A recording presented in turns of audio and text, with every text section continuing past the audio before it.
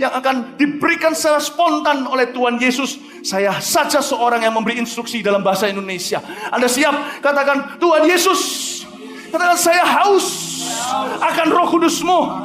Saya perlu, saya minta dilengkapi, dipenuhi. Saya ingin jadi saksi-Mu di rumah sampai kemana-mana.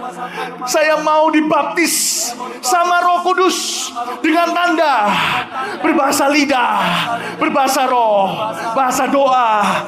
Saya percaya janji ini diberikan untuk saya.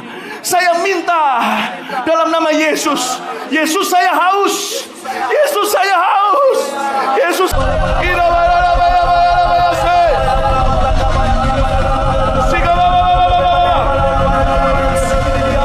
Jangan berhenti, jangan berhenti, jangan berhenti. Terima.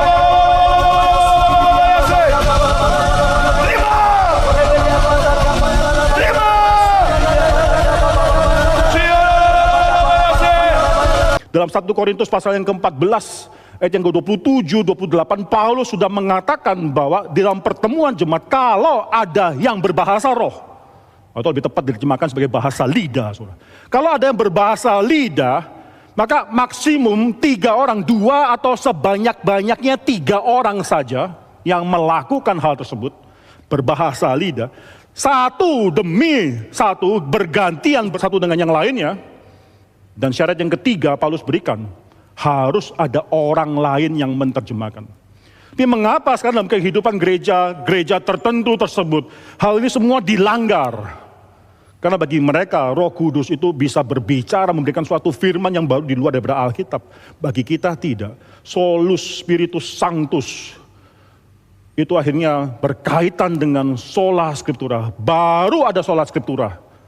Karena Roh Kudus itu mengikatkan diri kepada Alkitab.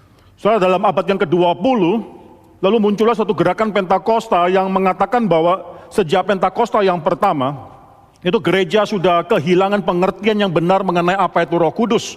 Sehingga baru 2000 tahun kemudian di Azusa Street di Los Angeles, barulah mereka mendapatkan kembali pengertian yang benar mengenai siapa itu pribadi dan apa itu karya daripada Roh Kudus. Gereja baru dibangunkan kembali. Lalu sejak saat itu, saudara, sampai 100 tahun berikutnya, saudara bisa melihat bagaimana gereja-gereja Pentakosta, gereja-gereja khususnya juga yang karismatik-karismatiknya sangat-sangat ekstrim, saudara, itu akhirnya mengklaim dan mengambil porsi bahwa mereka lah yang mengerti Roh Kudus. Atau mungkin karya daripada salib Kristus harus ditambahkan dengan mujizat, dengan bahasa roh dan lain sebagainya. Baru kita adalah orang yang sempurna menjadi orang yang Kristen.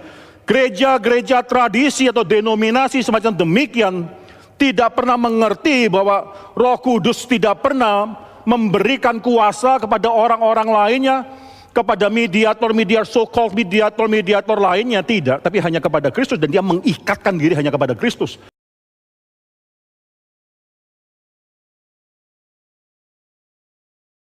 Saudara, sola daripada kelima sola tersebut, sebenarnya kita tahu semua, baik itu sola scriptura, sola fide, sola gratia, solus Christus, dan soli Deo gloria, yang diperjuangkan oleh para reformator adalah sola yang pertama, yaitu atau kata yang pertama, yaitu sola-solanya saja.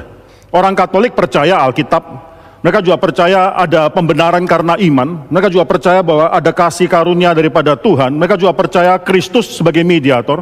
Mereka juga percaya bahwa mereka harus memuliakan Tuhan, tetapi yang menjadi pembeda antara gerakan Protestan dan khususnya nanti Reform Theology di dalamnya dengan Roma Katolik adalah kata pertama, yaitu hanya. Hanya itu menjadi suatu hal yang akhirnya diperjuangkan demikian lama dan mungkin juga bahkan menghasilkan atau mengeluarkan, mengharuskan darah dicurahkan untuk memperjuangkan kata pertama tersebut.